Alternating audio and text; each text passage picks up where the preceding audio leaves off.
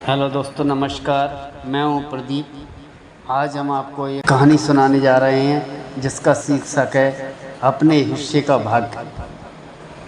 अपने हिस्से का भाग्य। एक आदमी एक सेठ की दुकान पर नौकरी करता था। वह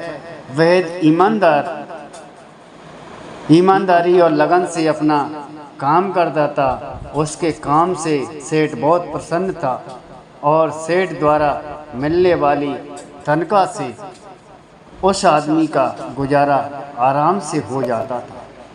ऐसे ही दिन गुजर रहे थे। एक दिन वह आदमी बिना बताए काम पर नहीं आया।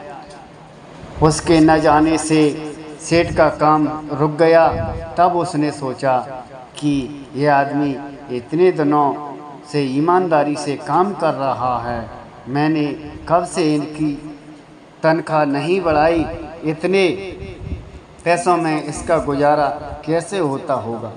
सेठ ने सोचा कि अगर आज इस आदमी की तनख्वाह बढ़ा दी जाए तो यह और मेहनत से और लगन से काम करेगा। उसने अगले दिन से ही उस आदमी की तनख्वाह बढ़ा दी। उस आदमी को जब 1 तारीख को बड़े हुए पैसे मिले तो वह हैरान रह गया, लेकिन वह बोला कुछ नहीं और चुपचाप पैसे रख लिए। धीरे धीरे बात आई गई और होगी। कुछ महीनों बाद फिर एक दिन गैर हाजिर हो गया। यह देखकर सेठ को बहुत गुस्सा आया। वह सोचने लगा, कैसा कृतज्ञ आदमी है, मैंने इसकी तनख्वाह बढ़ाई पर ना तो इसने धन्यवाद तक दिया और ना ही अपने काम की जिम्मेदारी समझी।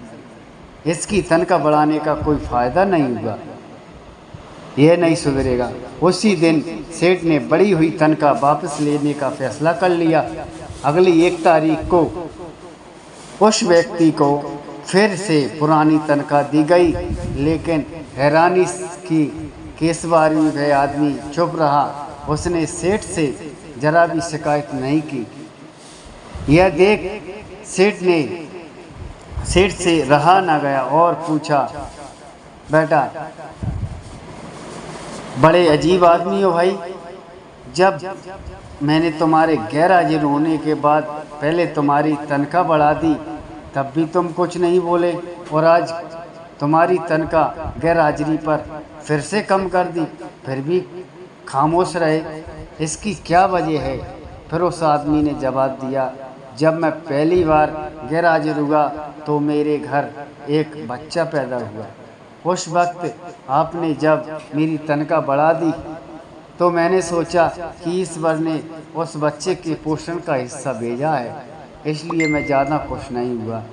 जिस दिन मैं दोबारा गैर हाजिर हुआ उस दिन मेरी माताजी का निधन हो गया था। आपने उसके बाद मेरी तनख्वाह कम कर दी तो मैंने मान लिया कि मेरी माँ अपने हिस्से का अपने साथ ले गई, फिर मैं इस तनख्वाह की खातिर क्यों परेशान हूँ। यह सुनकर सेठ गदगद हो गया। उसने फिर उस आदमी को अपने गले लगा लिया और अपने व्यवहार के लिए क्षमा मांगी। उसके बाद उसने सिर्फ उस आदमी की तनख्वाह पहले जैसे कर दी, बल्कि उसका और ज़्यादा सम्मान करने लगा। मित्रों, हमारे जीवन में अक्सर सकारात्मक और नकारात्मक दोनों तरह की घटनाएं होती रहती हैं। जो आदमी एक अच्छी घटना से खुश होकर अनावश्यक उछलता नहीं है और नकारात्मक घटना पर अनावश्यक दुख नहीं मनाता है और हर दशा में अपनी सोच को सकारात्मक बनाए रखते हुए सच्ची लगन और ईमानदारी से कार्य करता रहता है, वही आदमी जीवन में स्थायी सफलता प्राप्त करता है। इसलिए अपना जो भाग्य है, भाग्य से ज़्यादा कुछ